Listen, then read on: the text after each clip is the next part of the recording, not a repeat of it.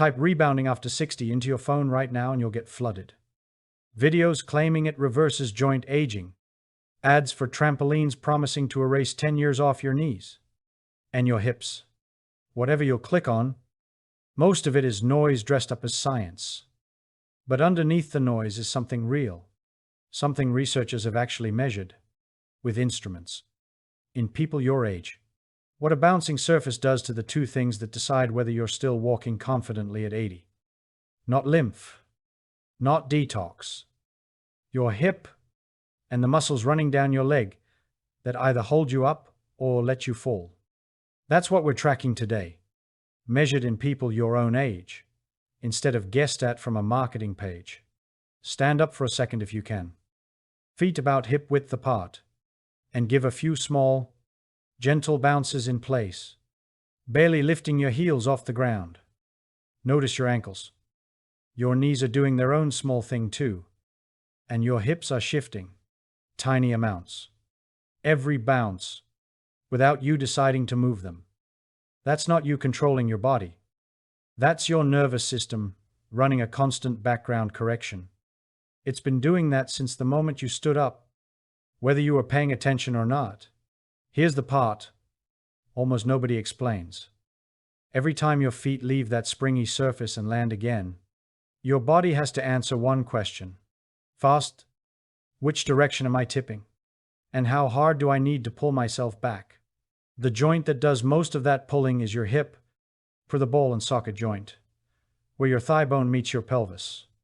Roughly, where your front pants pocket sits. A research team, led by Felipe Aragon, publishing in the Journal of Electromyography and Kinesiology, put 22 people between 65 and 71 through 14 weeks of mini trampoline training and compared them to a group who did nothing new. Then they physically pushed everyone off balance, forward, on purpose, in, up, and timed how fast each person's hip could generate enough force to catch them. The trained group's recovery from that forward stumble improved by about 35%. Researchers traced it to something they called the rate of hip moment generation. Plain language. How quickly the hip can slam on the brakes when your body starts falling forward.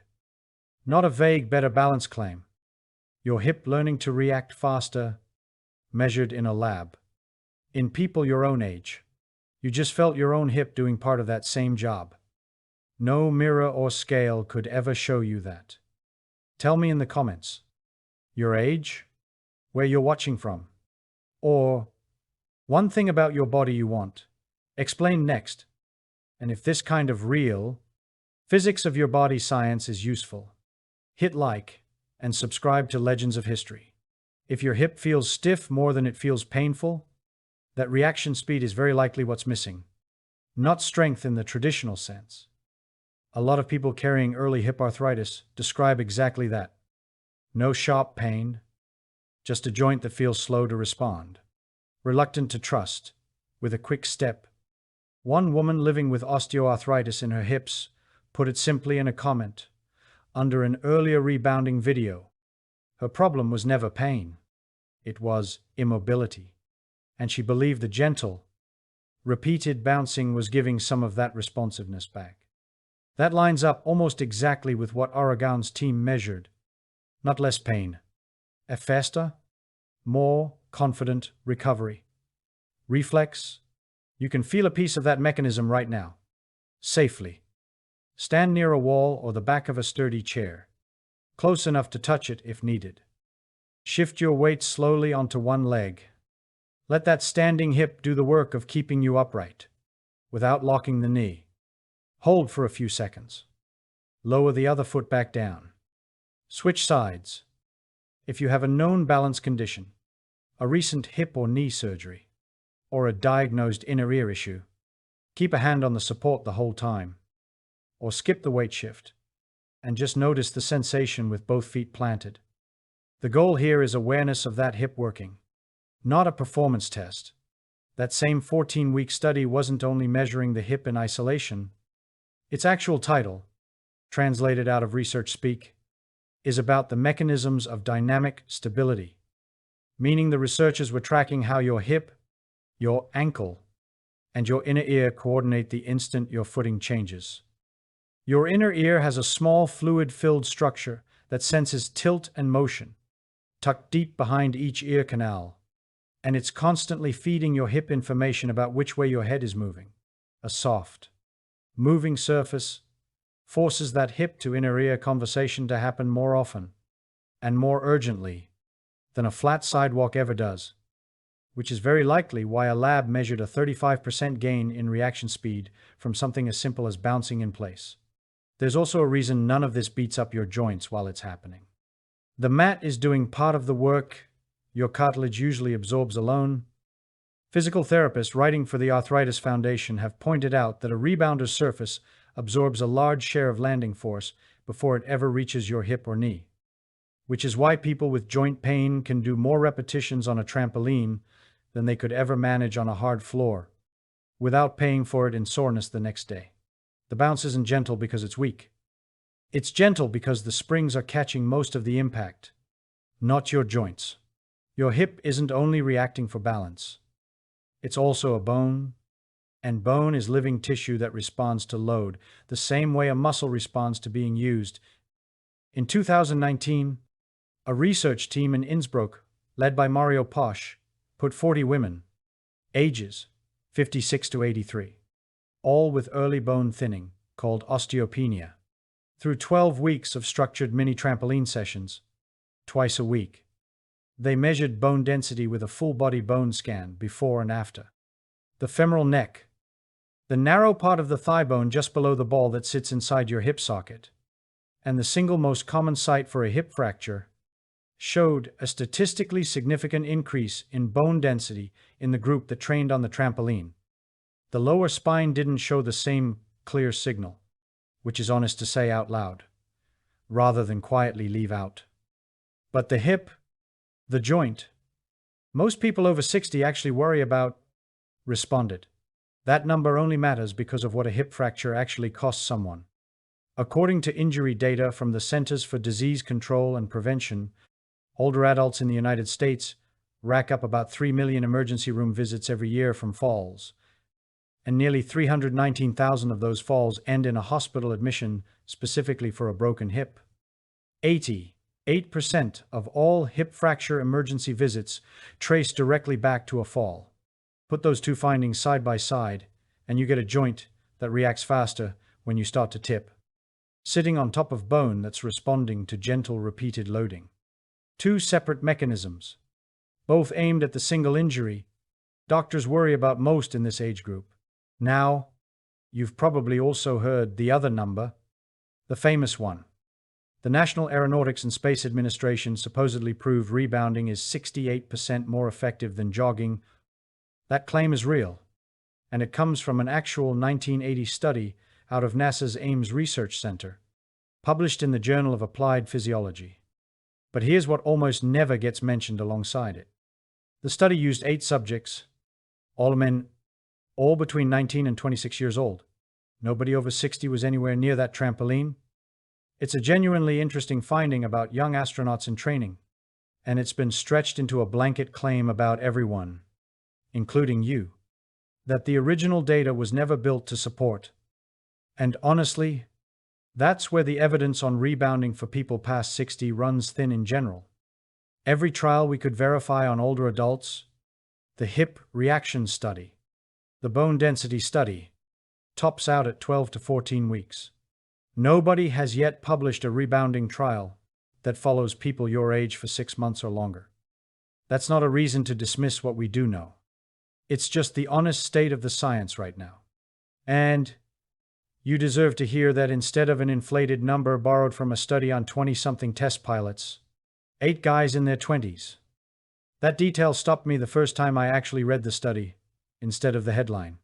The same Innsbruck team that scanned those 40 women's hip bones also timed how they moved through daily life, before and after the 12 weeks. 2 of the tests are worth knowing by name, because you can try simple versions of both yourself.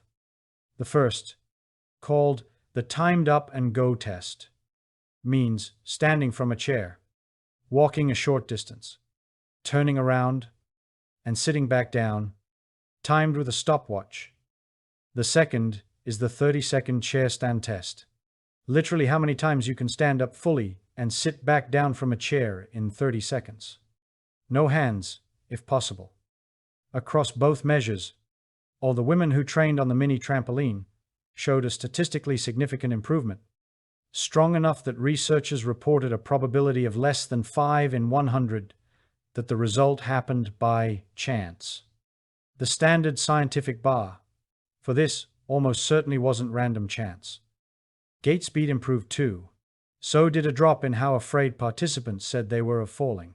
One woman in her 60s described almost exactly that kind of change after adding rebounding to her regular dance classes on top of kettlebell training. No handlebar. Because she said she was already catching her own balance, naturally, and her walking and stability had improved. In her words, out of sight. That's a lay description of the same thing the Innsbruck team was timing with a stopwatch. A nervous system getting quicker and more confident at catching itself, which shows up equally in a lab measurement and in someone simply noticing they no longer reach for the wall on the way to the kitchen. Try the 30-second version of that same test yourself. Carefully. Ideally with a clock or phone timer nearby, so the number actually means something later. Sit in a sturdy chair with armrests nearby for safety. A feet flat on the floor. Cross your arms over your chest if you're steady enough. Or keep a hand ready on the armrests. If you're not, stand up fully, and then sit back down, at a pace that feels controlled rather than rushed. Repeat for a set number you're comfortable with. 5 or 10. Whatever you can do without straining. This isn't a race. There's no score that matters here except your own. A few weeks from now, compared to today. I tried the 30-second version myself before writing this. Humbling. So let's move down into the legs. Because the hip isn't working alone. In that same 14-week Aragon study, the calf muscles running up the back of your lower leg, from your heel to just below your knee, called the plantar flexors, got about 10% stronger. That single muscle group does more than most people realize every time you walk. It's the last thing that pushes you forward before your other foot lands. And it's one of the first things that weakens quietly with age. No pain, just a little less spring in every step. Easy to miss until it's gone. A woman in her 70s, a former gymnast decades earlier, described exactly that kind of quiet limitation in her own words online. Years of knee and foot trouble had gradually pushed running and heavy, walking off the table entirely. She tried the gentlest possible 10-minute bouncing routine, expecting almost nothing, and was surprised her heart rate climbed the way a real workout would. And even more surprised, her knees weren't sore the next morning. That second part fits the physics exactly. The springy mat under your feet is doing part of the shock-absorbing job your joints usually do alone on a hard floor, which is why the movement can feel almost weightless even while your calf muscles are genuinely working. This is understanding, not a personal guarantee. Every hip, every bone scan, and every calf muscle in these studies started from a different place than yours does. What your body does with the same movement won't match anyone else's timeline. And that's not a sign you're doing something wrong. Try feeling that calf engagement directly. If you have bare feet and stable footing, try it without shoes. Long-time rebounders often say it keeps the small muscles across the bottom of the foot engaged and the foot more flexible over time. Call it a practical habit worth testing for yourself. Not a lab finding. Set a timer for 2 to 3 minutes. Bounce gently, staying low, barely leaving the surface. Pay attention to your calves tightening just before your feet lift, and softening just as they land. That tightening and softening rhythm is the plantar flexor group doing exactly the job that 14-week study measured. One man in his 60s, restarting exercise after a decade of inactivity, built almost that exact protocol on his own. 3 minutes each morning, barefoot, with a timer that reset automatically. He didn't know the research existed. He just noticed his balance and stability improving within weeks and decided to keep going. If you want to test something similar, 3 minutes, once a day. Barefoot, if that's comfortable, is a reasonable place to start. And if you do, it's worth actually tracking what changes, even loosely.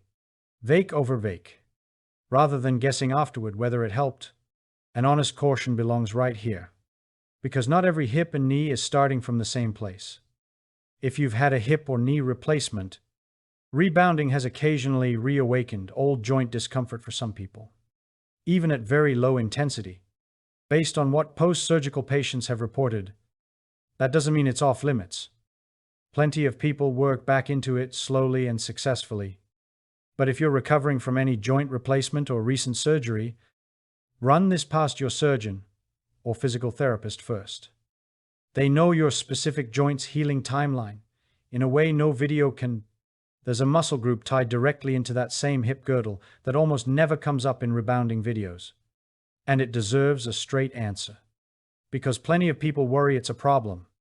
The pelvic floor is the sling of muscle stretched underneath your hip bones, from your tailbone to the front of your pelvis. And it's what supports your bladder every time you cough, laugh, or land from a jump.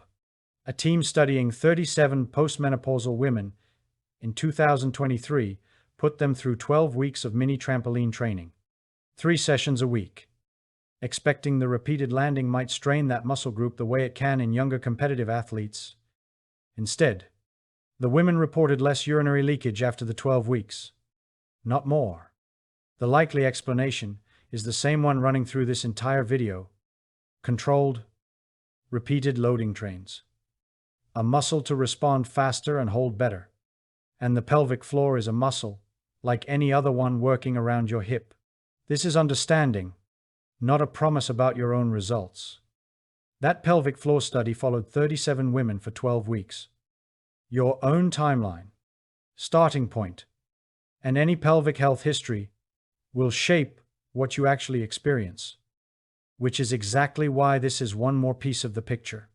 Not a guarantee. There's one more thing people notice and rarely get a real explanation for. Their arms and upper back feel stronger too, not just their legs. That's not random. When your hip and ankle are firing to correct your balance, mid-bounce, your arms and shoulders are doing quiet, reflexive work right alongside them. Small, constant adjustments to keep your whole upper body from swaying off the springy surface. Same reflex loop as the hip moment mechanism from Aragon's study, just running through more of the body at once. You're not training your shoulders on purpose. Your nervous system recruits them anyway, because staying upright on a moving surface has never been a legs-only job. Here's a way to actually test your own progress over time, rather than just guessing. Start with 3 minutes a day, barefoot, if that works for you, at a gentle height, and track 2 things: how many days a week you actually did it, and how your one-leg balance test near that wall feels compared to when you started. Steadier, less wobble, held a few seconds longer. Come back to that same check in 3 or 4 weeks. This is a snapshot of what's been measured so far, not a finished map of everything rebounding does to a hip or a leg past 60. That's worth sitting with rather than glossing over. So here's where that leaves us. A hip joint that, based on real measurements in people your age, we can learn to react roughly a third faster to a forward stumble, a femoral neck, the exact part of the hip most likely to fracture, that responded to 12 weeks of gentle, repeated loading with a measurable gain in density. Chair stands and walking speed that improved enough to clear the bar scientists use for this is real, not chance. Calf muscles, and the quiet engine behind every step you take, gaining roughly 10% more strength in the same 14-week window. A pelvic floor tucked into that same hip girdle that got quieter and more reliable instead of weaker under repeated landing. None of that is detox. None of it is a miracle. It's measurable physics happening in a joint and a handful of muscle groups most people never think about until the day they stumble, and one of them fails to catch them in time. Every one of those numbers came from a real trial, on real adults, with a name and a year attached. Not a claim about lymph or detox that no instrument has ever confirmed. That's the actual difference between what gets clicked on and what gets measured. If breakdowns like this one are worth your time, subscribing to Legends of History costs nothing and keeps this channel making more of them.